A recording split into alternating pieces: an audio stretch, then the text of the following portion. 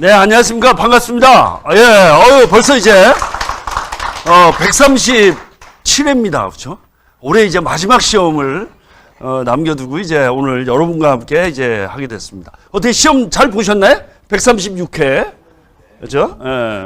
이렇게 됐습니다. 하여튼, 고생들 많으셨고요. 오늘 이제 136회, 문제풀이를 하고 또 이제 여러분들이 137회를 어떻게 준비를 할 건지에 대해서 같이 좀 얘기를 하는 시간을 갖도록 하겠습니다. 자, 이번 시험 이제 뭐 다양합니다. 어려웠다는 분들도 한 절반은 되시는 것 같아요. 또 쉬웠다는 분들도 절반은 되는 거예요.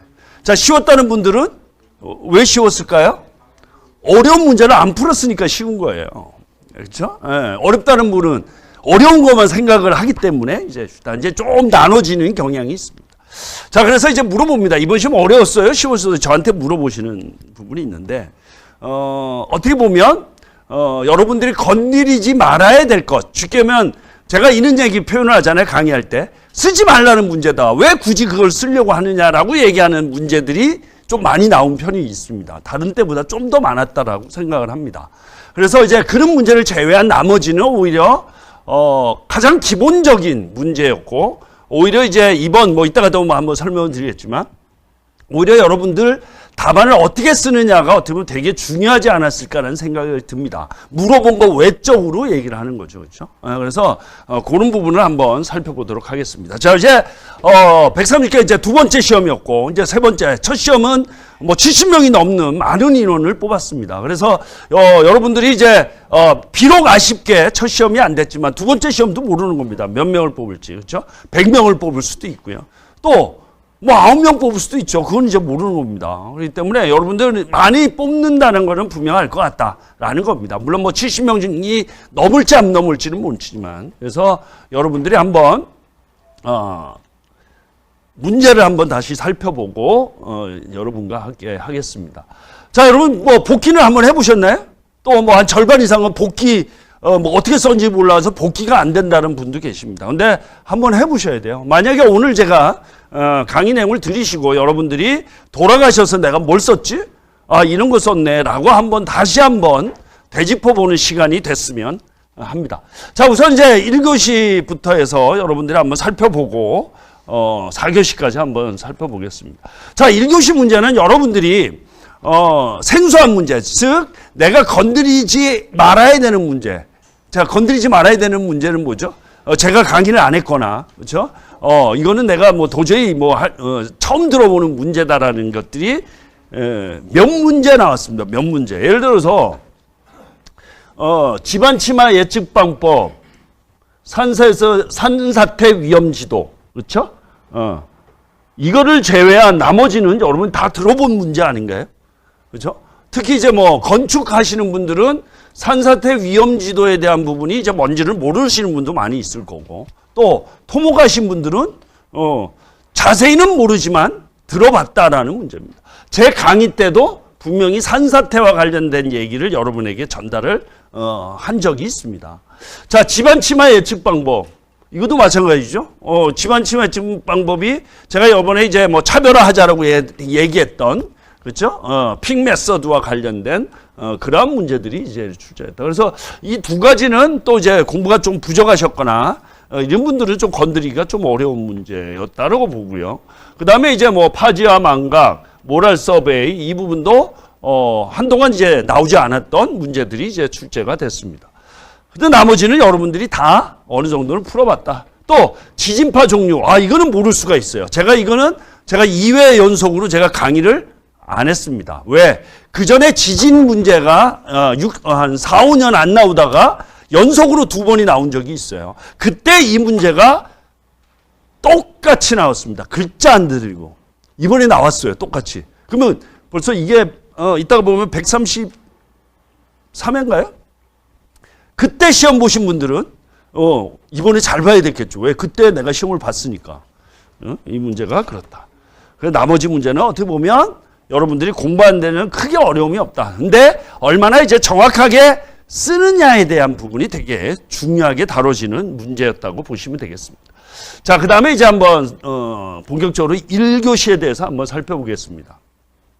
자, 135회 여러분들이 여기에 제가 비교를 좀 해놓을 걸 그랬네요. 135회 문제의 특징이 있었습니다. 어떤 문제가 거의 뭐 10문제 가까이가 나온 게 뭐죠? AB 문제였습니다. 즉, 두 가지를 물어보는 문제가 거의 전체의 거의 뭐 한 80%가 넘는, 그렇죠? 뭐 문제 비중을 차지를 했었다라는 거죠. 이 부분이. 근데 이제 뭐 이번은 이제 이런 문제가 이제 많이 줄었다. 그 대신 여러분들이 보시면 실제 우리 법과 관련된 문제들이 출제 비중이 많지만 법에 대한 조항이 그대로 출제된 문제가 이번은 다른 때보다 좀 더 유난히 많았던 것 같습니다. 그래서 그런 부분에 대한 부분, 또 기출문제, 나왔던 문제가 반복해서 똑같이 나오는 문제가 또 유난히 다른 때보다는 훨씬 더 많았다고 보시면 되겠습니다. 그래서 이제 그러한 특징을 가지고 있는 문제였다라는 겁니다. 그래서 이제 AB 문제에 대한 부분, 그래서 이제 오히려 이제 AB 문제가 나오면 하나는 알고 하나는 몰라서 답안을 쓰는데 어려움이 있거나 이런 부분이 많았다라고 얘기를 많이 했습니다. 근데 이제 그런 문제가 이번 같은 경우는 상당히 많이 줄었다는 얘기입니다. 왜냐하면 법 조항을 물어보다 보니까 그렇게 내기는 좀 더 제한적이었던 것 같습니다. 그래서 이제 AB 문제에 대한 부분이 이제 많이 줄어서 이번에는 출제가 됐다. 그래서 오히려 여러분들이 쓰는 데는 훨씬 더 쉬웠을 수도 있습니다. 그렇죠? 보통 문제 선택에 있어서 하나는 아는데 하나는 몰랐을 경우에, 그렇죠? 이걸 선택을 해야 되느냐 말아야 되느냐 고민. 자, 모르는 거에 대해서 내가 어떻게 답안을 쓰느냐에 대한 고민. 이런 부분들이 항상 많이 존재를 한다. 그래서 오히려 이제 그런 문제일수록 시험이 어렵다라고 이제 많이 생각을 하게 되는 겁니다. 그래서 그런 부분이 어떻게 보면 이 시험의 하나의 특징이었다라는 겁니다. 자, 그러면 한번 볼까요? 기출 문제, 그렇죠? 이렇게 기출 문제에서 이제 출제가 됐다라는 얘기입니다. 그리고 나머지는 이제 처음 출제되는 이제 문제가 언급이 되고 있고요. 자, 그다음에 이러한 기출 문제 중에서도 상당수는 어떻다? 똑같이 출제가 됐습니다. 예를 들어서 지진 규모, 진도에 대한 부분도 똑같이 출제가 됐죠, 그렇죠? 문구 하나 틀리고 하나만 틀려요. 뭐 틀렸네? 영문 표기만 있었다라는 얘기입니다. 그전에는 없었어요. 영문 표기가. 그래서 이 문제가 똑같이 이제 출제가 됐고, 자, 3번 이거도 실제는 똑같이 출제가 됐다고 볼 수밖에 없는, 그전에 서술형으로 출제가 됐지만 법조항하고 똑같이 출제가 됐습니다. 자, 이 문제도 마찬가지입니다. 앞에 부분만 좀, 그렇죠? 안전성 평가에 대한 부분만 좀 틀릴 뿐이지 똑같이 출제가 됐다라고 보시면 되고, 사면의 안정조건, 그전에는 토합하고 안전조건이 같이 출제가 됐습니다. 이제는 예방대책으로 출제가 됐다라는 거고요. 작업중지권, 이것도 이제 워낙 뭐 여러분들이 중요하게 다뤄졌고 실제 여러분들이 답안에 쓰자라고 얘기했던 문제가 그대로 출제가 됐습니다. 그 다음에 사다리식 통로에 대한 부분, 이번에 이제 사다리식 통로가 이동식 사다리와 사다리식 통로가 출제 가능성이 아주 높았었죠. 그렇죠? 근데 이동식 사다리가 출제가 되지가 않고 사다리식 통로가 실제 출제가 됐습니다. 그래서 지금 이런 문제들은 여러분들이 항상 다뤘던, 뭐 이번뿐만 아니라 거의 매번 여러분들이 다뤘던 문제들이 이렇게 출제가 이루어졌습니다. 또 한 가지가 뭐가 있죠?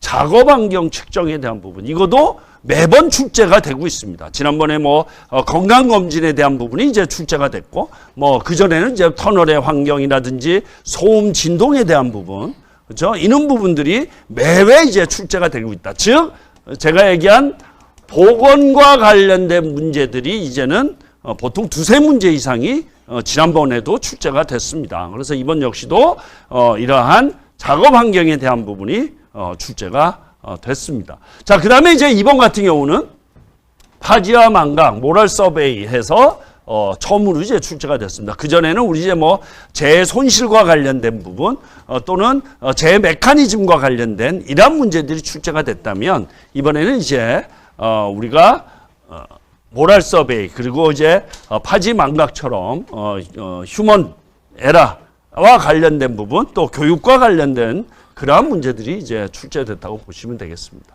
역시 이제 뭐 양중기의 검사 기준, 양중기도 워낙 뭐 이제 많이 출제가 됐었죠. 그래서 135회 같은 경우는 건설 기계, 장비와 관련된 문제가 유난히 많이 출제가 됐다. 그거에 따른 이제 법 개정 사항에 대한 부분이 많이 반영이 됐었죠. 그렇죠? 그래서 이러한 문제들이 이제 됐다라는 겁니다. 자, 그리고 이제 보시면 뭐 실전, 뭐 포커스 캠프 이렇게 문제 적중. 요게 이제 좀 적중이라고 얘기하는, 그죠? 근데 어차피 이제 여러분들이 다뤘던 문제 어디에 있다라는 겁니다. 근데 실제 이제 보시면 거의 이제 이런 부분을 제외한 나머지는 여러분들이 어느 정도는 다 들어봤고 다뤘던 문제다라는 겁니다. 그렇게. 근데 이제 어떤 문제가 나올지 모르기 때문에, 그렇죠? 이제 그런 부분에 대한 한계가 있다. 근데 우리 기숙사 시험은 어떻게 하죠? 13문제 중에 10문제를 선택하는 문제다. 그나마 다행히. 그래서 모든 걸 완벽하게 하기는 어렵다. 그래서 어차피 시험이 공부하는 과정에서 합격되는 시험이라는 겁니다. 자, 총 3번의 시험이 있죠. 있습니다. 자, 항상 3번의 시험 중에 나랑 맞는 시험이 분명히 존재를 합니다. 모든 시험이 나를 벗어나가는, 나랑 상관없는 문제들이 출제되지는 않는다. 분명히 나와 연관성이 있는 문제들이 나온다라는 거죠. 자, 예전 같은 경우는 이랬습니다. 건축, 토목, 안전은 이제 공통, 뭐 이라고 표현을 할게요. 그렇죠? 뭐 5, 6년 전에는 한 해는 건축 문제가 출제가 되고, 또 한 해는 토목 문제가 출제가 되고, 또 한 해는 공통적인 문제, 즉 안전과 관련된 문제들이 출제가 되곤 했었습니다. 근데 이제는 그렇지가 않죠. 문제 경향이 바뀌었기 때문에 이제는 그렇지가 않습니다. 이거와 마찬가지로 똑같다. 어떤 때는 내가 공부한 문제들이 출제 많이 될 수도 있고요. 또 어떤 때는 내가 공부한 거와 상관없는 문제들이 많이 출제될 수가 있습니다. 그렇기 때문에 여러분은 어떻다? 나한테 맞는 시험이 언젠지를 모릅니다. 그죠? 언젠지는 모른다. 그렇기 때문에 어떻다? 공부 유무와 상관없이 시험을 보시라는 얘기입니다. 그죠? 제가 이번에 내가 공부를 안 해가지고 시험을 안 봤다라고 안 본다라고 망설이시는 분도 많이 있으세요. 제가 전화를 한 번씩 하면. 그죠? 근데 어떤 문제 나올지 모릅니다. 내가 아는 문제만 나올 수도 있어요. 그렇죠? 그 다음에 제가 강조하는 게 또 뭐가 있나요? 시험 전 10분을 제가 강조를 많이 합니다. 그죠? 내가 외우기 싫은 거, 내가 하기 싫은 거는 시험 전 10분 동안 봐라. 혹시 그 문제가 그대로 출제가 될 수도 있다라는 얘기입니다. 그죠? 그렇기 때문에 무조건 시험을 보셔야 돼요. 근데 나중에 이제 시험 안 보신 분들이 그러죠. 문제 보면, 이번에 시험 볼 걸.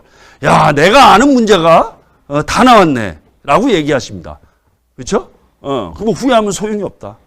그 기회는 2년이 있다 올 수도 있고 3년이 있다 올 수도 있어요. 그건 모릅니다. 그렇죠? 그러니까 무조건 시험을 보셔야 돼요. 시험을.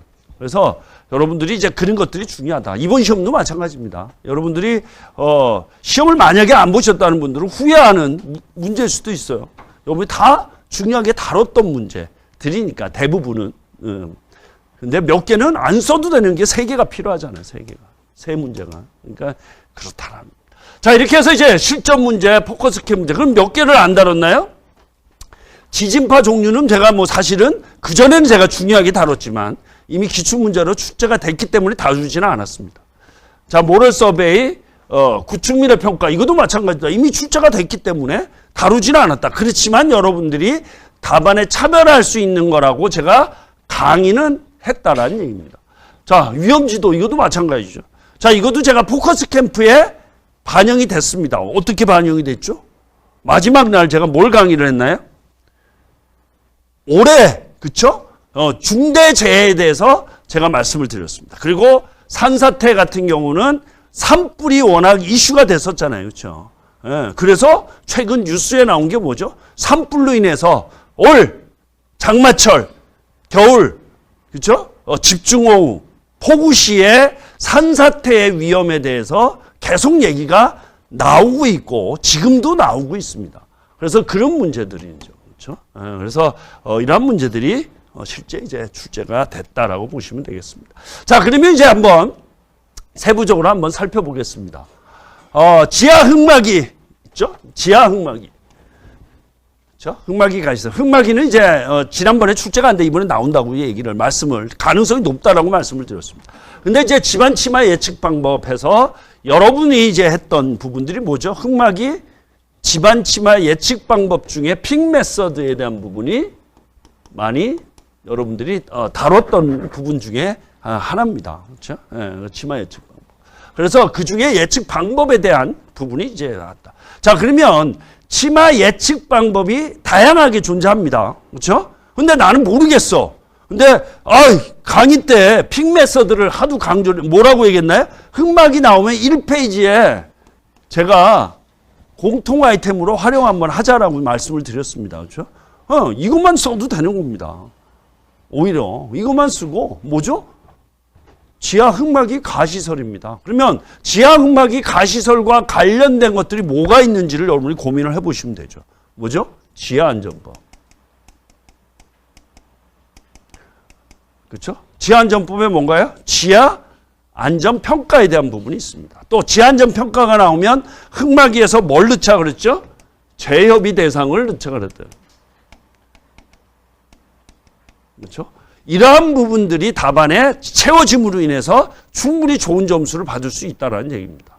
그죠? 예. 그래서 여기 보면 제가 이렇게 나왔습니다. 뭐 수치 해석법, 경험식, 그 다음에 탄소 성보 해석 이래가지고 있습니다. 자, 여기에 이제 픽 메소드는 경험식에 의한 방법 중에 하나다라는 정도만 알고 간다면 된다. 그러면 충분히 답안 쓰는 데는 문제가 없다라는 얘기입니다. 그렇죠? 예. 그래서 그러한 부분, 그래서 제가 여러분 강의 때 지하 안전 평가 매뉴얼에 대해서 제가 흑막이 부분에 대한 강의를 한 적이 있습니다. 그렇죠? 제가 정규반 때 했고, 그 다음에 포캠 때도 제가 여러분하고 다뤘던 문제들이다라는 겁니다. 그래서 픽 메서드에 대한 부분.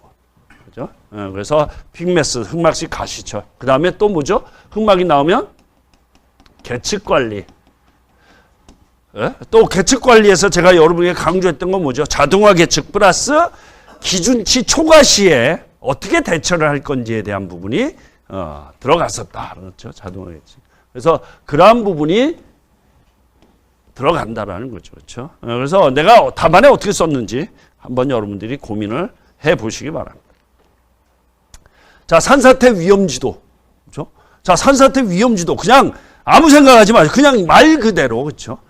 산사태 위험한 지역을 지도화해서 만들었다는 겁니다. 그러면 이 대제목 2는 뭘로 답안을 써야 되나요? 물어볼 것도 없잖아요. 왜 이걸 하는지, 목적이 뭔지, 왜 필요한지를 답안에 써주시면 되는 거예요. 그거는 뭐죠? 산사태 예방이고, 산사태에 따라서 재해가 발생이 되잖아요. 중대재해, 또 자연재해도 마찬가지죠. 그렇죠? 그거에 대한 예방 차원이다. 그렇죠? 그러한 부분들이 어떻게 보면 된다. 자, 그 다음에 이번에는 들어가야 될 게 뭐가 들어가야 되죠? 산불이 들어가야 된다. 제가 여러분에게 말씀을 드렸잖아요. 산불. 그렇죠? 산불에 대한 부분. 그래서 최근 발생한 이 산불로 인해서 이러한 산사태 위험 지도의 중요성이 훨씬 더 높게 됐다라고 여러분들이 답안에 써주시는 게 핵심이라는 얘기입니다. 물론 내용도 중요하겠지만 오히려 이런 것들이 훨씬 더 중요하게 다뤄진다는 거죠. 그래서 이거는 물론 세부적인 여러 가지 절차라든지 이런 부분이 언급이 될 수는 있겠지만 내가 그걸 모른다 그래서 답안을 못 쓰는 건 아니다. 그렇죠? 내가 이제 뭐 준비를 해가지고 했으면은 뭐 좋게 쓰겠죠. 근데 누가 이 문제 나올 줄 어떻게 아나요? 모르죠. 그렇죠? 그렇지만 이미 산사태와 관련된 부분은 여러분들이 어느 정도는 생각을 하고 있었다. 그래서 그러한 산불과 관련된 부분이 중요하다. 그래서 이러한 기본적으로 2페이지 목적, 필요성, 그렇죠? 뭐 기대 효과, 그렇죠? 그 다음에 최근 산불로 인한 산사태에 대한 재해 예방 대책, 뭐 이런 부분을 답안에 써주시면 되겠다. 자, 보시면 되겠네요. 그래서 이제 보시면 뭐 절차, 뭐 기초자료부터 등급이 있습니다. 1등급부터 5등급에 대한 산사태 위험도에 대한 분석을 하고 그거에 따라서 이제 이루어지고 있다라는 겁니다. 자, 그 정도만 여러분이 보고 가시면 되겠다. 그래서 제가 이제 마지막 강의 때 했던 게 이겁니다. 그렇죠? 대구 산불, 산사태 예방, 그렇죠? 큰 산불로 인해서 피해도 많고, 그죠? 거의 재난이었죠. 돼 있는데, 이러한 부분들이 이제는 문제가 됐다. 그죠? 그래서, 거의 한 마을들이 다 없어졌다라는 겁니다. 그래서 이제 이러한 2차 피해를 막자. 그렇죠? 해서 나왔습니다. 자, 이거는 어느 자료죠? 제가 포커스 캠프 때 여러분에게 말씀을 드린 겁니다. 올해 발생된 재해에 대한 부분, 그렇죠? 근데 이번에 이제 올해 발생된 재해에 대한 문제가 다 나왔어요. 웬만한 건 다 나왔어요, 그렇죠? 여기 보면 실시간 산사태 위험도, 그래서 산사태 예측 정보 시스템인가요? 거기에 들어가면 이런 것들이 있다라고 제가 말씀드렸네요. 여기 보니까 산사태 위험 지도라고 돼 있네요. 보니까. 그렇죠? 내용은 없지만 어찌됐든 있습니다. 자, 시스템 동바리가 드디어 나왔습니다. 또 보형식의 동바리가 나왔습니다. 자, 시스템 동바리와 보형식. 보형식은 뭐죠? 데크 플레이트입니다. 그렇죠? 자, 이 문제 자체가 뭐였나요? 동바리 형식의 안전 조치입니다. 동바리 유형에 따른 안전이다. 자, 이 문제는 지난번에 이 문제가 똑같이 출제가 된 바가 있습니다. 자, 이 문제를 제가 어떻게 했죠? 서술형으로 출제가 됐죠. 그래서 이 문제에 대한 점수를 제가 여러분에게 말씀을 드린 적이 있습니다. 자, 이 문제는 몇 개를 써야 되는 문제다? 총 5개를 써야 되는 문제였다라는 겁니다. 그래서 5개 쓴 사람은 몇 점? 45점 이상. 5개를 쓰지 않은 사람은 45점 이하. 이게 명확하게 갈렸다고 제가 말씀을 드렸죠. 그렇죠? 왜? 합격자들의 복귀 답안을 보면 명확하게 가버립니다. 그 중에 여러분들이 가장 중요하게 다뤄지는 시스템 동바리와 보호 형식의 동바리가 출제가 됐습니다. 그러면 뭐가 나와야 되죠? 안전보건 규칙상의 이 2가지 내용이 답안에 나와야 된다는 얘기입니다. 자, 그러면 이 문제는 이제 AB형 문제가 되네요. 1번, 2번, 3번, 4번, 5번 써야 될 게 딱 정해져 있잖아요. 그렇죠? 3번은 뭐 쓰나요? 시스템 동바리. 4번은 뭐 쓰나요? 보형식의 동바리. 2번은 뭐죠? 이 2가지를 포함한 동바리 유형에 따른 안전조치에 5가지를 써주는 게 어떻게 보면 훨씬 더 쉬울 수도 있다. 그렇죠? 또 옆에 여백에 이제 모식도 그리고 5번은 동바리 붕괴에 따른 안전 대책도 될 수도 있고요. 그렇죠? 이러한 부분들이 답안에 나오면 되겠다. 그래서 어떻게 쓰셨는지 한번 보시기 바랍니다. 그래서 기본적으로 시스템 동바리에 대한 내용과 보호 형식의 동바리. 그럼 모식도는 뭐가 들어가야 되나요? 데크 플레이트, 즉 보호 형식의 동바리에 그렇죠? 걸침 길이에 대한 확보가 언급이 되어 있다. 그래서 걸침 길이에 대한 모식도가 여백에 나오면 좋겠다. 자, 그러면 시스템 동바리 나오면 뭘 여러분 쓰시나요? 준비를 하셨잖아요. 구성 요소, 또 재위험 요인 이런 것들을 답안에 써주시면 된다는 얘기죠. 그렇죠? 그래서 이러한 부분들이 실제 이제 문제가 출제가 됐습니다. 뭘로? 단답형으로 출제가 됐습니다. 그렇죠?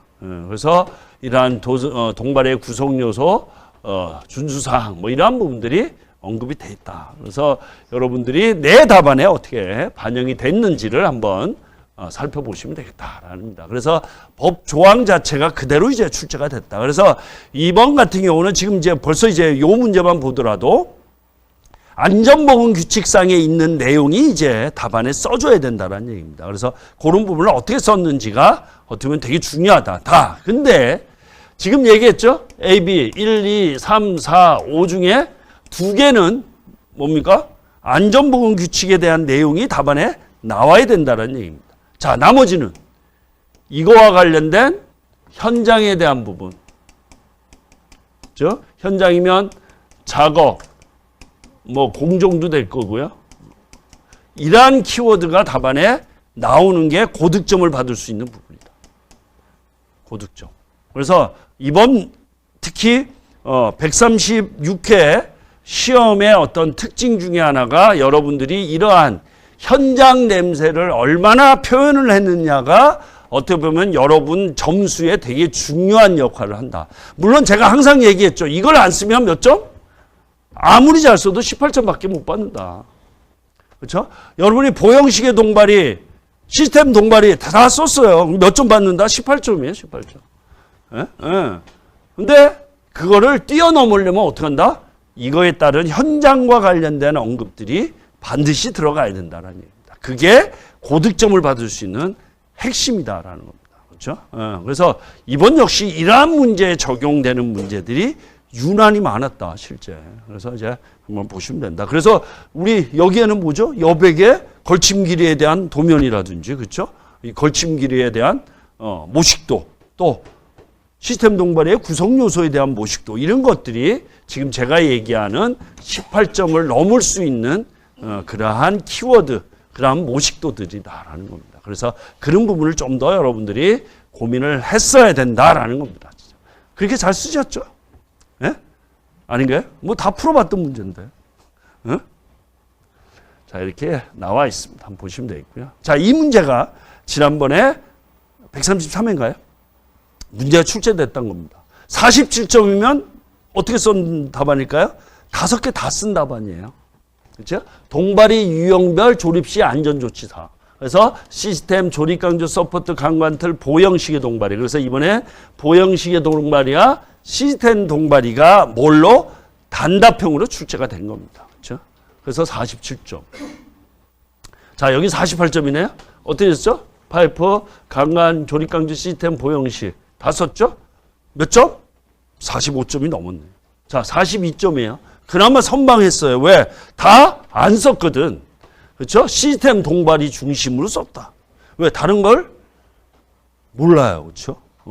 기억이 안 날 수도 있는 거예요. 그러니까 시스템 동발이는 워낙 준비를 많이 했으니까. 그죠? 이렇게 썼다. 그나마 여기 보면 시스템 강간 동발이 중심으로 있는데 동발이가 난 2개밖에 몰라. 시스템 동발이하고 강간 동발이. 그 중에 나는 뭘 쓰겠다? 시스템 동발이 쓰겠다. 그래서 열심히 잘 썼어요. 몇 점? 42점. 근데 이 정도면 상당히 선방한 점수라고 보시면 되겠습니다. 그렇죠? 자, 이 문제 역시 마찬가지입니다. 이 문제 역시 법이 개정이 되면서 문제가 출제됐던 문제다. 그 중에 뭐였죠? 구축물의 안전유지와 안전성 평가, 이 두 가지를 합쳐서 낸 문제가 실제 출제가 됐습니다. 그래서 이번에 이 문제가, 그렇죠? 틀만 바꿔서 냈다. 뭘로? 위험성 평가에 대한 종류. 그죠? 그 다음에 이거에 대한 평가 방법이 뭐가 있느냐. 구조 계산이라든지 진단에 대한 부분으로 문제가 이제 출제가 반복적으로 또 출제가 됐다라는 겁니다. 그래서 이거는 이제 여러분들이 법이 개정이 되면서 제가 이제 이걸 다뤘던 이유가 뭐죠? 출제자가 문제 내기 딱 좋은 문제였다라는 겁니다. 법조항을 그대로 쓰면 되니까. 그래서 여러분들이 이 문제를 많이 이제 풀었었던 기억이 있습니다. 그래서 이 문제가 역시 반복해서 출제가 됐다. 그래서 이제 이거는 여러분들이 이제 실전 때 풀었던 문제예요. 이 당시에. 그렇죠? 안전성 평가 해서 이제 절차에 대한 부분, 평가 대상에 대한 부분, 이러한 부분들이 출제했다. 그 다음에 이제 법 개정으로 계측에 대한 부분이 언급이 됐었다라는 겁니다. 그래서 이 계측 관리에 대한 거를 기준으로 해가지고 반영을 했다라는 거를 보시면 되겠다. 자, 이때도 이제 마찬가지입니다. 18점, 15점. 이때 이제 18점 받으신 분들이 제 강의 듣고 복귀 답안을 보내주신 분들 중에 가장 높은 점수였어요. 사실은. 예. 그래서 이제 기본적으로 평가, 구조부, 계측 장치, 재유형 안전성 평가 목적, 그렇죠? 뭐 이렇게 출제가 됐다. 여기 15점이에요. 그렇죠? 왜? 내용에 대해서 좀 더 부정확하게 서술이 이루어졌다라는 그렇게 이제 보시면 되겠다. 여기도 마찬가지입니다. 그러니까 18점과 15점은 내용에 대한 정확도가 어떠냐 물어본 거에 대한 부분. 그래서 그런 부분의 차이다라는 거죠. 근데 내가 모르는 상황에서는 15점이면 나름 이제 준수하게 썼다라는 얘기입니다. 한번 보시면 되겠고요. 예전에 이제 합격자 복귀 답안을 제가 올려놨습니다. 자, 양중기의 안전검사 기준 해가지고 이제 출제가 됐습니다. 그러면 양중기 안전검사는 뭘 위주로 하나요? 우리 방호장치라든지 안전장치에 대한 안전검사가 이루어진다라는 거고요. 또 기본적으로 안전검사의 대표적인 게 양중기의 종류가 있잖아요. 종류. 양중기의 종류. 그러면 여러분이 이런 문제가 나오면 포괄적이긴 하지만 양중기에 기본적으로 종류가 있고 그 양중기 종류의 중에 하나를 내가 답안에 써줘도 된다라는 얘기입니다. 그 다음에 안전검사의 대상은 뭐가 되느냐? 대부분이 방호장치라든지 안전장치다. 자, 대표적인 게 뭐죠? 타워 크레인의 정기 안전 검사에 대한 부분, 점검에 대한 부분, 이런 부분도 여러분들이 답안에 써줄 수 있다. 어떻게 보면 되게 포괄적인 문제 중에 하나죠. 또 양중기 나오면 뭡니까?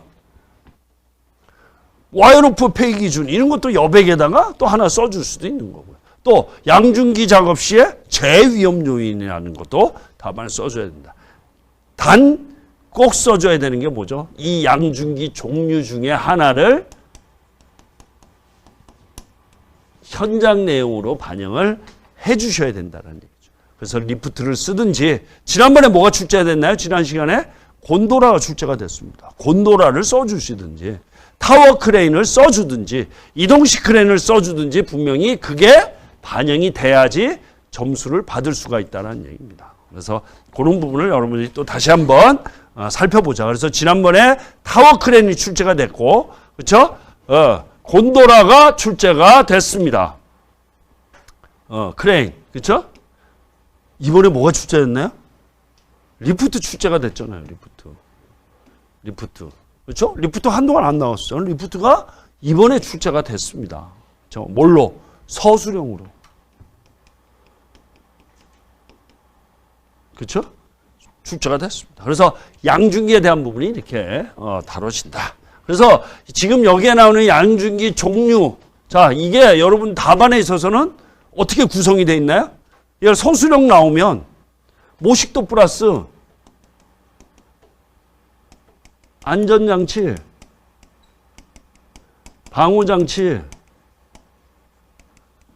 재해, 위험요인, 이게 하나의 답안 틀로 여러분들이 가져가자라고 말씀을 드렸고 연습을 여러분들이 하셨어요. 그렇죠?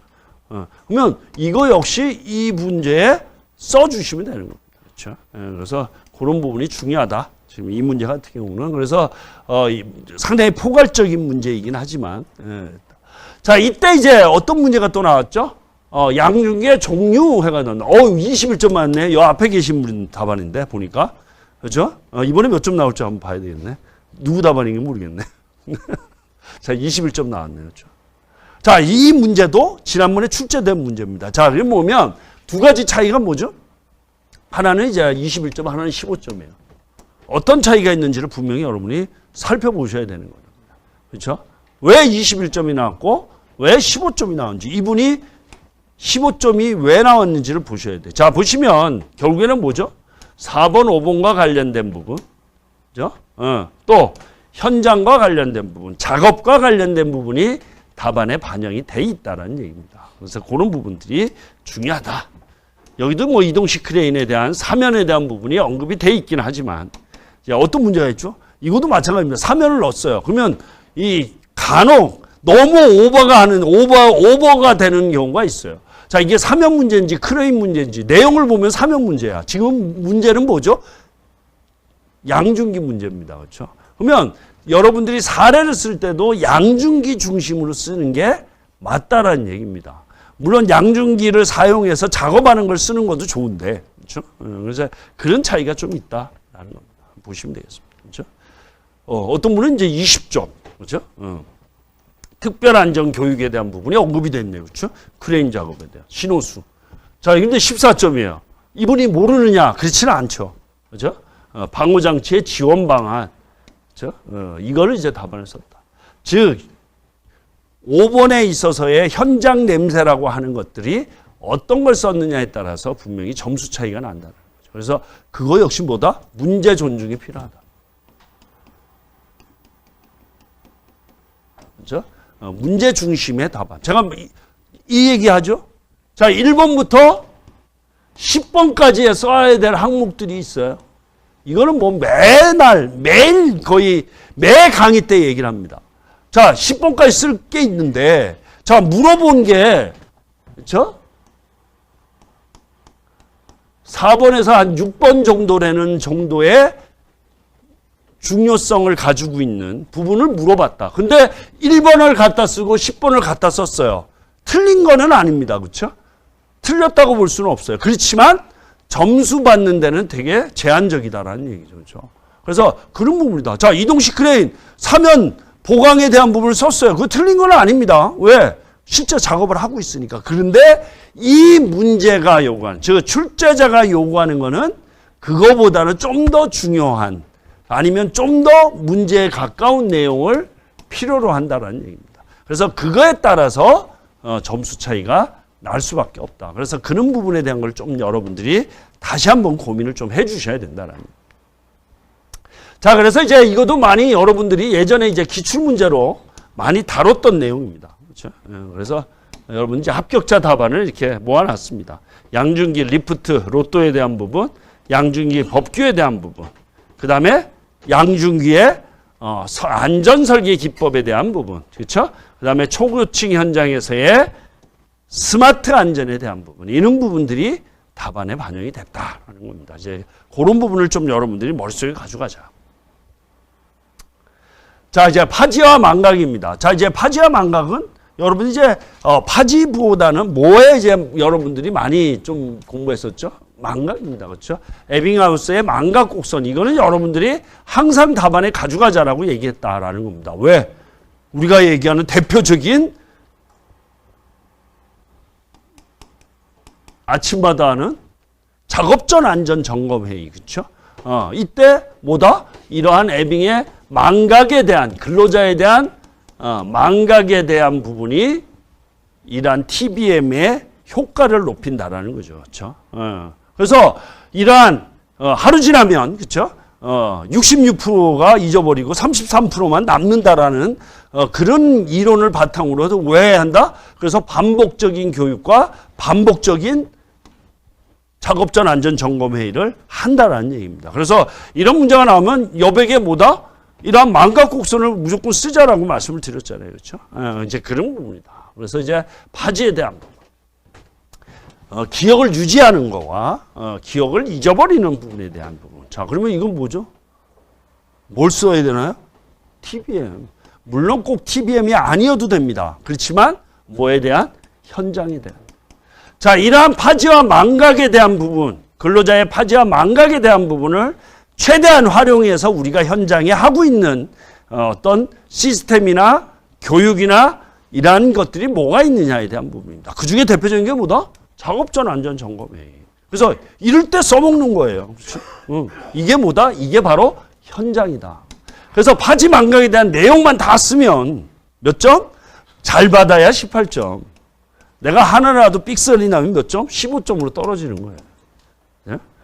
그래서 여러분들이 반응이 현장에 대한 부분이 언급이 되어야 된다. 그렇죠? 그래서 그런 부분을 좀 더 여러분들이 머릿속에 가져가자. 그래서 이제 교육과 관련된 부분, 그렇죠? 또 이러한 작업전 안전 점검회의, 그렇죠? 이런 부분들이 답안에 나와주면 좀 더 좋겠다. 쓰셨어요? 응? 그죠? 자, 옹벽. 옹벽 나왔네요. 또 나왔어요. 그렇죠? 제가 이제 130 몇 회죠? 철근 콘크리트 옹벽 나올 때 그게 한 4년 동안 문제가 안 나왔었어요. 옹벽에 대한 문제가. 그래서 그때 제가 여러 번 할 때 뭐 그 전에 중간에 나온 옹벽이 있었어요. 뭐야? 보강토 옹벽. 안 나왔다. 자, 옹벽은 나오면 제가 뭘 써야 된다고 얘기했죠? 옹벽에 대한 토합. 그 다음에 옹벽에 대한 안전요건, 그 다음에 옹벽에 대한 무슨 모식도? 배수시설에 대한. 이거 쓰셨나요? 배수시설의 모식도? 자, 옹벽의 모식도는 여러 가지가 있어요. 그렇죠? 여기는 보니까 이제 원인에 대한, 옹벽 붕괴 원인에 대한 모식도가 있고, 또 여러분들은 배수시설에 대한 부분. 즉, 이 배수시설에 여기에 나와 있는 게 뭐죠? 붕괴사고 예방 대책입니다. 그렇죠? 그래서 옹벽이 나오면 배수시설이라는 모식도가 나와야 된다. 이거 무조건 써주자라고 제가 포캠 때도 강조를 많이 했습니다. 근데 이제 옹벽에 대한 문제가 출제가 됐네요. 그래서 옹벽의 안전조건, 옹벽에 대한 토합, 그렇죠? 그게 이제 옹벽과 가시설과 연계해서 여러분들이 이루어지고 있다라는 겁니다. 그래서 그런 부분. 그 다음에 옹벽의 대책에 뭘 써준다? 배수시설에 대한 모식도가 반영이 돼 있는지를 한번 고민을 한번 해보자. 그래서 여러분 이거 많이 연습하셨잖아요. 그렇죠? 그래서 그게 어떻게 보면 답안에 되게 중요한 역할을 한다. 그 다음에 이제 어떤 키워드죠? 여름이니까 폭우시, 집중호우. 또 어떤 것도 쓸 수 있죠? 시설물 안전법성의 제3 시설물. 또 소규모 취약시설. 그렇죠? 이런 걸로도 여러분이 접근이 된다. 자, 온병 나오면 머릿속에 떠야 될 게 이러한 부분도 있지만 시설물 안전법상의 제3종 시설물과 소규모 취약시설에 대한 게 머릿속에 떠올라야 되는 거죠. 그렇죠? 그 다음에 옹벽의 균열이 뭐에 포함이 되죠? 시설물 중대결함에 포함이 됩니다. 그러니까 이 문제 하나가 답안을 어떻게 끌고 갈 수 있는지는 다양하게 갖춰져 있다. 근데 들어가야 되는 키워드는 뭐다? 현장에 대한 부분. 뭐죠? 그거는 옹벽에 대한 집중호우, 폭우, 그렇죠? 뭐 장마철, 뭐 이런 부분이 키워드가 들어가면 되겠죠. 그 다음에 또 옹벽 나오면 3종 시설물, 소규모 취약시설. 뭐 2개 묶으면 되죠. 그렇죠? 장마철, 소규모 취약시설에 대한 옹벽. 그렇죠? 이런 부분. 그 다음에 이제 뭐 시설물 중대결함, 뭐 이런 부분들이 답안에 나와야 된다. 자, 물어본 거 외적으로 제가 말씀을 드리는 겁니다. 그래서 과연 내 답안에 그게 반영이 되어 있는지를 한번 고민을 한번 해보시라는 거예요. 자, 그래서 이제 지난번에 19점, 18점 많이 받으신 거예요. 토합의 종류, 안정조건, 그 다음에 계측에 대한 부분이 이제 언급이 되어 있네요. 그 다음에 3종 시설물, 옹벽, 장마철 뭐 이렇게 다 썼네요. 그렇죠? 지난번하고 비슷한 문제니까. 자, 20점을 받았어요. 어떻게 썼나요? 안정조건, 토합, 불안정 시 재유형 안전대책, 시공중, 공용중. 20점. 여기도 마찬가지네요. 안정조건, 토합, 중대결함, 스마트 안전기술. 이게 전부 다 높은 점수를 받았습니다. 그렇죠? 그러면 실제 이 문제가 뭐죠? 이거하고 똑같은 거예요. 그렇죠? 물어보나 안 물어보나 토합과 안정조건과 대책을 써주는 거다라는 겁니다. 자, 여기는 18점. 15점을 어떻게 받았나 볼까요? 토합 불균형 시 사고 발생 메커니즘, 안정조건, 토합 예방을 위한 어스안가 시공. 물론 이게 뭐죠? 뭘로 볼 수 있죠? 나름 옹벽은 맞는데 지금 이 문제가 대표적인 거잖아요.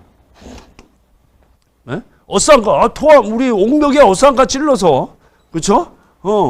합니다. 작업도 하고. 근데 뭐가 문제죠? 내가 원하는 10번짜리라는 얘기죠. 실제 써야 될 부분이 아니고. 그렇죠? 그러니까 점수를 못 받는 겁니다. 그게 문제 존중이다. 문제 존중. 그렇죠? 문제 존중이 중요하다. 그래서 나는 잘 썼다고 생각하고 나는 좀 더 차별화해야지 라고 얘기하는데 이 10번이 차별화가 될 수는 없다라는 얘기죠. 그렇죠? 그죠? 10번이. 그래서 이런 것 때문에 점수를 못 받은 거다. 그죠? 만약 이게 안 쓰고 다른 걸 썼으면, 그죠? 예를 들어서 시설물 중대결함 썼으면 오히려 점수가 훨씬 더 높았다라는 얘기입니다. 그렇죠? 나는 뭔가 차별화해야지 라고 한 게 오히려 독이 되는 그런 문제였다라는 겁니다. 그래서 이제 나머지 보시면 그렇죠? 중대결함, 그렇죠? 집중호우, 장마철 이 키워드가 역시 여기 문제에도 반영이 돼야 된다라는 얘기입니다. 자, 그래서 이번 여러분 이제 결과가 나오면 어떻게 되죠? 제가 여러분 이제 점수에 대한 걸 가지고 여러분에게 얘기를 합니다. 그러면 돌려보시면 돼요. 네? 교수님이 도대체 나는 점수가 안 나왔어. 어이씨, 난 잘 썼는데. 한번 돌려보세요. 그렇죠? 동영상 다시, 도대체 문제풀이를 어떻게 이딴 식으로 해가지고 내가 안 나왔나? 뭐 이렇게 될 수도 있잖아요. 그렇죠? 그렇지만 한번 보시라는 거예요. 어떻게, 왜 내가 점수가 안 나왔는지. 자, 그걸 알려면 뭐가 돼야 되죠? 복기가 돼야죠, 복기가. 그래서 복기를 하셔야 되는 거예요, 복기. 그래야지 다음 시험에 18점이 아니라 몇 점? 20점을 받을 수 있는 거고, 15점이 아니라 20점을 받을 수 있는 답안이 된다라는 얘기입니다. 그렇죠? 그래서 한번 해보세요, 지금이라도. 내가 생각이 안 난다 그러더라도 해보시면 됩니다. 자, 아니면 어떻게 해야 되죠? 다시 문제를 한번 풀어보세요. 어차피 여러분이 풀어보셨잖아요. 그렇죠? 그러니까 지금 다시 한번 풀어보시는 것도 하나의 방법이다. 똑같은 문제를. 자, 이제 모랄 서베이에 대한 부분이 있습니다. 자, 모랄 서베이. 자, 즉 이것도 마찬가지잖아요. 우리 건설 안전 관리로는 뭐가 필수다? 현장에 대한 부분. 즉 이러한 이론이 우리 현장에 어떻게 적용이 되고 있는지 이런 것들이 반드시 답안에 나와야 된다라는. 자, 그래서 이 모랄 서베이의 자체적인 문제는 이번이 이제 나왔지만 지난번에 나온 게 사례 연구법 해가지고 언급이 된 적이 있습니다. 이렇게 모랄 서베이의 분석 방법 중에 이렇게 이제 출제가 됐다. 자, 그러면 이런 모랄 서베이에 대한 우리 현장에서의 활용 방안이 뭐냐? 그렇죠? 그래서 교육에 있어서 그래서 이 문제는 어디에 있는 거죠? 제 용어 정의에 있습니다. 용어 정의에. 용어 정리의 책에 보면 그대로 나와 있다. 그래서 비콘 센서를 이용한 모랄 서베이 관찰법에 대한 부분이 이렇게 이제 언급이 돼 있다라는 거죠. 그렇죠? 그래서 이러한 부분들. 그래서 이제 우리 현장에서 이러한 모랄 서베이에서 사례 연구를 이용한 그렇죠? 우리가 안전 관리의 예방 차원에 대한 교육을 한다라든지 이러한 부분들이 여기에 이제 언급이 이루어지면 되겠다라는 겁니다. 그래서 이제 심리 개선을 위한 활용 방안 그렇죠? 그래서 어떻게 한다라는 거를 답안에 써주시면 되겠다. 자, 그래서 이제 항상 이제 그래서 이제 뭐 파지와 망각 모랄 서베이가 이번에 이제 건설 안전 관리론에 출제됐던 문제다라는 겁니다. 자, 그 다음에 이제 지난번에 나왔던 문제가 똑같아요, 그렇죠? 지진파의 종류, 지진의 규모와 진도 이렇게 되어 있습니다, 그렇죠?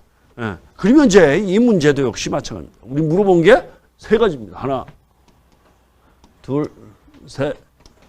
그렇죠? 그 다음에 이제 뭐 정의 개요가 되겠고, 그 다음에 하나는 뭐죠? 이러한 지진에 따른 재해방 대책. 그렇죠?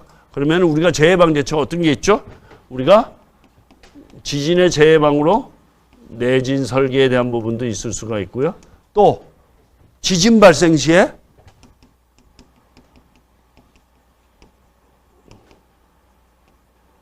그렇죠? 비상대응 훈련. 이런 부분을 답안에 써주셔야 된다. 또 지진 발생에 따른 시설물에 대한 안전. 그렇죠? 그래서 시설물, 지진에 따른 시설물 중대결함 발생 시의 조치사항. 뭐 이런 부분들이 하나의 현장 내용으로 답안을 써줄 수가 있다. 여기는 어떻게 썼나 볼까요? 서울시 지진 대비 비상대응 훈련 매뉴얼 해서 답안을 쓰셨네요. 그렇죠? 규모와 진도. 자, 이때는 이제 이 문제는 지진파가 추가가 돼서 나왔어요. 예전에는 이런 문제가 기출 문제로 나왔던 문제입니다. 이 중에 이제 지진파가 추가가 됐고 이번에 똑같이 돼 있다. 그렇죠? 지진파에 대한 부분, P파, L파, S파에 대한 부분이 여기에 이제 언급이 되었습니다. 그렇죠? 자, 그래서 이제 여기 뭐 지진 대비 여기 포항 지진과 관련된 그렇죠? 내진 보강에 대한 부분. 이게 필로티 구조물이죠. 이렇게 답안이 있다. 그래서 이제 여러분들이 이제 용어 정의 책을 보면 이렇게 이제 P파, S파, L파에 대한 부분. 그다음에 이러한 부분들이 답안에 반영이 돼 있다라는 얘기입니다. 그래서 한번 보시면 되겠다. 그래서 지진 문제가 안 나오다가 요즘에 이제 거의 1년에 한 번씩은 이제 출제가 되네요. 이번은 뭐 똑같이 또 출제가 됐습니다. 그렇죠? 자, 그 다음에 이제 작업 환경 측정에 대한 부분이 있습니다. 작업 환경 측정. 그래서 이거는 이제 여러분들이 근로자에 대한, 보건 관리에 대한 문제. 그렇죠? 이게 이제 보통 요즘에 뭐 두세 문제씩 출제가 되고 있습니다. 이제 그런 문제로 실제 이제 출제가 됐다고 보시면 되겠다. 그러면 작업 환경 측정이 필요한 공정이 뭐가 있냐? 역시 마찬가지입니다. 작업 환경 측정하면 여러분들 머릿속에 떠올라야 될 게 뭐다? 밀폐 공간이 있을 거고요. 또 뭐가 있나요? 사고 난 거대요. 터널. 그 다음에 이제 기출문제의 대표적인 게 뭐죠? 터널 작업에서의 작업 환경 측정에 대한 문제가 기출문제로 출제가 된 바가 있습니다. 불과 얼마 전에. 그래서 작업 환경 측정에 대한 밀폐 공간, 터널, 그 다음에 이 작업 환경과 관련된 뭐 소음, 진동, 그렇죠? 또 우리가 얘기한 산소 농도 측정처럼 이러한 밀폐 공간에 대한 부분이 역시 이제 같이 언급이 된다. 그다음에 이제 주기에 대한 부분. 지난번에는 이제 135회는 뭐가 출제됐죠? 이러한 부분에 대한 근로자 건강 검진이 출제된 바가 있습니다. 그렇죠? 그래서 어떤 소음 진동이나 또 우리가 여기한 분진, 그렇죠? 이러한 부분들이 역시 이제 언급이 된다. 자, 그러면 이거가 나오면 어떤 키워드가 이제 나와야 되나요? 어떤 근로자? 고령 근로자 또는 여성 근로자, 즉 고위험군 근로자에 대한 키워드가 답안에 나와야 되겠다라는 겁니다. 그래서 그런 부분이 역시 언급이 된다. 그래서 측정 주기에 대한 부분 이렇게 이제 언급이 되어 있습니다. 그래서 최초 수치 정기에 대한 측정이 이루어진다라는 게 있습니다. 그 다음에 이제 많이 나왔던 게 소음 진동이 거의 1년에 아마 2번씩은 나온 것 같아요. 그렇죠? 소음 진동에 대한 법 개정 사항이 이제 언급이 됐었죠. 그렇죠? 청력 보존 프로그램에 대한 기준치가 상향이 됐다. 그래서 그 전에 90데시벨에서 85데시벨로 조정이 되면서 문제가 계속 출제가 된 바가 있습니다. 그래서 이제 그러한 내용으로 보시면 되겠다. 그 다음에 대상, 이제 측정 주체, 이제 언급이 돼 있네요. 그렇죠? 목적, 필요성, 이렇게 돼 있고. 그 다음에 뭐죠? 측정 실시 후의 사업주의 조치 사항, 이런 부분도 하나의 차별화가 될 수 있다. 그래서 여러분도 이제 137회 역시 마찬가지입니다. 이 보건에 대한 부분은 여러분들이 중요하게 다뤄져야 된다라는 겁니다. 그래서 만들어 놓으시면 돼요. 만들어 놓으셔서 어떤 문제가 나오든 이것도 쓰실 수가 있잖아요. 그렇죠? 작업 환경 측정에 대한 부분. 그렇죠? 그 다음에 이제 최근 많이 나온 게 뭐죠? 작업 환경에 대한 부분과 또 근골격계에 대한 부분, 이런 부분들이 계속 이제 반복적으로 보건과 관련된 문제가 출제가 되고 있습니다. 근골격계도 되게 자주 출제가 됐었죠. 그렇죠? 그래서 그러한 부분이다. 그래서 우리 한번 여러분이 준비를 해주시면 된다. 단 여러분들이 내가 하고 있는 현장에서의 이러한 작업 환경이 어떤 것들이 있느냐. 그 다음에 이제 여러분들이 좀 더 이번엔 또 출제가 안 되는데 또 봐야 될 게 뭐죠? 미세먼지. 그렇죠? 미세먼지에 대한 부분. 이것도 이제 제가 강조를 많이 했는데 2번이나 아직 안 나왔어요. 그럼 마지막 시험을 준비하시는 분은 역시 준비를 하시면 됩니다. 미세먼지에 대한. 그렇죠? 월간 안전 보니까 또 미세먼지에 대한 부분이 이제 언급이 되고 있습니다. 특히 또 이제 봄철, 여름 또 되면 이제 미세먼지에 대한 중요성이 이제 강조가 된다. 자, 사업주의 작업 중지, 근로자 작업 중지 있습니다. 그렇죠? 사업주의 작업 중지, 근로자. 자, 이거와 또 작업 중지가 또 뭐 있나요? 고용노동부 장관의 작업 중지. 고용노동부 장관의 작업 중지는 어떻게 두 가지가 있죠?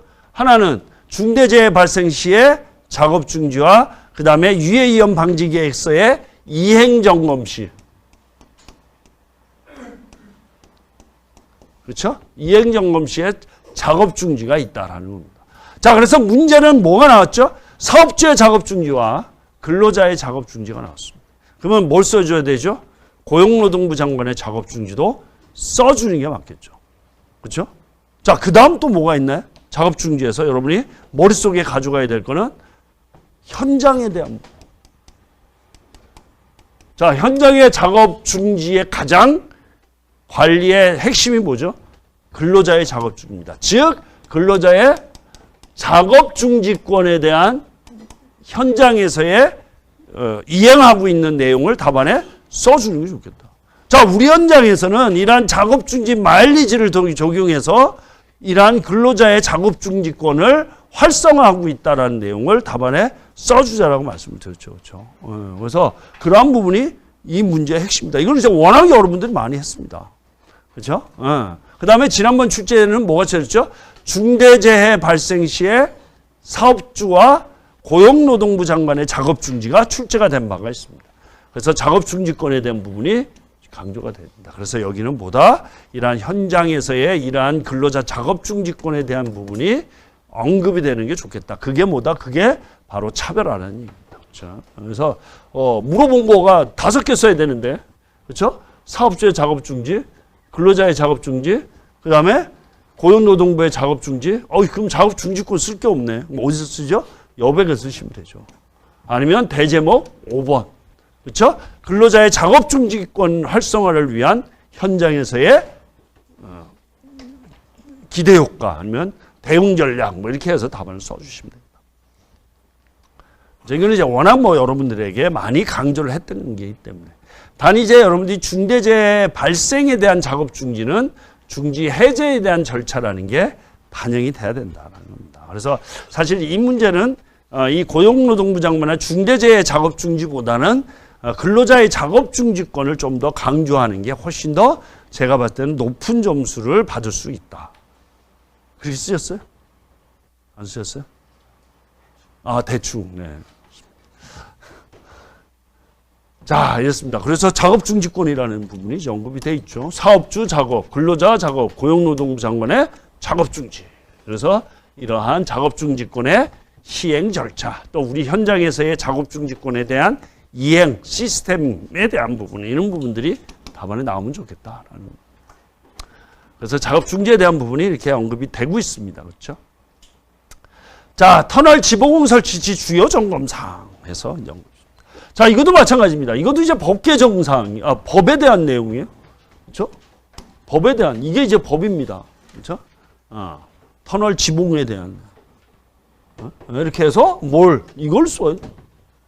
우리가, 안전보건 규칙에 나와 있는 지보공에 대한 점검 사항이 있다. 그래서 부재에 대한 변형, 탈락 유무에 대한 부분, 기납 정도, 접속부에 대한 부분, 기둥 치마에 대한 유무를 점검해야 된다라는 게 어떻게 보면 여기서 묻는 거에 대한 핵심입니다. 그렇죠? 자, 그러면 이 점검 대상에 이것만 있나요? 그렇지는 않습니다. 물론 법에 나와 있는 거는 이겁니다. 그렇죠? 안전보건 규칙상에. 그렇지만 여러분이 현장에서 한다. 근데 그건 다 쓰실 수가 있어요. 그죠? 근데 문제는 뭐죠? 이 문제는 이거 외적인 부분이 어떤 걸 써야 되느냐가 중요한 겁니다. 그렇죠? 물어본 건 하나예요. 그렇죠? 그러면 우리 현장에서 근데 이제 이런 문제가 이제 시공으로 흐를 수가 있죠. 어떻게 대표적인 지보공의 종류 및 특징 이렇게 쓰셨어요? 그건 망하는 거예요. 그건 뭐죠? 그건 시공입니다. 자, 시공의 문제라면 당연히 대제목 2번은 뭐가 들어가죠? 터널 지보공의 종류 및 특징이 들어가야 됩니다. 그렇죠? 그러면 여러분은 뭘 써야 되나요? 지보공 작업 시에 재위험 요인을 쓰셔야죠. 그렇죠? 또 터널 지보공의 안전에 미치는 영향, 그렇죠? 뭐 이런 거를 안전으로 답안을 써주셔야 돼요. 그렇죠? 난 자신 있게, 난 지보공 알아. 지보공에 대해서 다 썼어. 열심히. 몇 점? 12점. 왜? 시공 답안이니까. 그래서 이런 문제가 되게 중요하다. 그래서 여기 문제 역시도 출제자의 의도가 뭐죠? 이걸 물어보는 거예요. 안전보건 규칙상에 있는 내용을 아느냐를 물어본 거지 시공에 있어서의 지보공에 대한 점검을 물어본 게 아니라는 얘기입니다. 그죠? 그 다음에 이제 계측 관리에 대한 부분이 언급이 되어 있다. 그래서 이 문제 역시도 아마 이제 시공하고 넘어오신 지 얼마 안 된 분들은 가장 먼저 썼을 수도 있다. 이거 내가 아는 문제인데 열심히 썼어요. 그런데 채점 해보면 이건 최소 20점은 맞을 거야. 근데 몇 점 맞죠? 12점. 멘붕 오는 거죠. 와, 이거 뭐지? 내가 잘 썼는데. 그렇죠? 잘 썼는데. 완벽한데. 내 시공할 때 이거 25점 받은 문제인데. 그렇죠? 그렇게 되는 겁니다. 그래서 그러니까 이 문제가 그런 문제다. 지금 봤을 때. 그래서 상당히 주의해야 된다. 그래서 이제 제가 여러 가지 지보공에 대한 많이 써놨어요. 점검. 왜 이걸 제가 썼을까요? 이거는 여러분들이 내가 안전보건 규칙에 대한 걸 이걸 내가 모른다고 했을 때 여러분이 써야 될 거 아니에요. 그렇죠? 안전에 대한 부분으로 답안을 끌고 가자라는 얘기예요. 그렇죠? 그 다음에 이제 여기에 보면 지보공의 종류 제가 이걸 썼어요. 넣어놨어요. 안 넣을 수는 없으니까 넣어놨습니다. 그렇지만 이게 주가 되면 안 된다라는 얘기입니다. 그렇죠? 그래서 점검에 대한 그러면 지보공 설치 안전작업 절차가 있을 거 아니에요. 그렇죠? 이런 부분들, 그렇죠? 이제 그런 부분들로 답안을 써주는 게 맞겠다라는 겁니다. 이제 그런 부분을 여러분들이 좀 더 보시면 되겠다. 그래서 여기 보시면 재위험 요인, 그렇죠? 그 다음에 재발생형태 안전대책 뭐 이렇게 이제 언급이 돼 있습니다. 그렇죠? 그래서 이 문제가 안전보건규칙상에 대한 부분, 그러면 그거 외적인 부분을 여러분들이 어떻게 답안을 끌고 가느냐가 되게 중요한 문제다. 그렇죠? 그래서 시공이 아니라 뭘로 끌고 가야 된다? 안전으로 답안을 서술하셔야 된다. 그렇죠? 그래서 지보공에 대한 내용이 이제 언급이 돼 있습니다. 그렇죠? 보시면 되겠고요. 자, 이제 마지막 사다리식 통로 설치시 준수사. 자, 이 문제가 여러분 중에 분명히 몇 분은, 그렇죠? 뭘로 썼다? 이동식 사다리. 나도 모르게. 그렇죠? 그렇게 안 썼나요? 선택 안 했죠? 했어요. 자, 여러분 보내주신 복귀 답안을 보니까 잘 썼다고 했는데 보니까 이동식 사다리야. 그렇죠? 이런 실수를 범한다는 얘기입니다. 그래서 한번 내 복귀를 한번 다시 살펴보시면, 자, 이거는 이동식 사다리가 아니라 가설 통로에 대한 부분을 물어본 문제였다라는 겁니다. 그래서 지난번에 가설 통로에 대한 문제가 출제가 됐었죠. 그렇죠? 그래서 가설 통로. 그래서 가설 통로에 뭐 대제목 1, 뭐 정의 개요 2번 뭐죠? 이동식 사다리식 통로를 포함한 가설 통로의 종류, 이거 써주는 것도 하나의 가장 기본적인 답안 틀이 되겠고, 또 사다리식 통로 사용 시, 이용 시 재위험 요인, 이게 보면 어떻게 보면 가장 기본적인 답안 틀이에요. 그 다음에 이제 설치 시 준수사항, 그렇죠? 근데 뭐가 있죠? 설치 시 준수사항 중에 법 개정 사항이 있었다라는 얘기입니다. 그래서 이동식 사다리도 법 개정이 돼서, 그렇죠? 신설이 돼서 추락 방지에 포함된 이동식 사다리가 들어가 있고, 여기에 나와 있는 사다리식 통로 역시도 법 개정 사항으로 들어가 있다. 특히 이제 7m 이상인 경우에 방어울이 있느냐 없느냐에 등받이울이 있는 경우, 설치가 곤란한 경우로 구분해서 실제 정리가 되고 있다라는 겁니다. 그래서 법이 개정이 됐어요. 자, 그래서 역시 이제 우리가 올해 가장 핫한 게 뭐죠? 문제에도 출제가 됐지만 제가 여러분에게 떨어짐대, 즉 추락재의 10% 감축입니다. 어떤? 매년. 이번에 출제가 됐잖아요. 그렇죠? 추락재의 10% 감축 방안에 대한 부분, 그중에 추락재의 가장 빈도수가 많은 것 중에 하나가 바로 뭐다?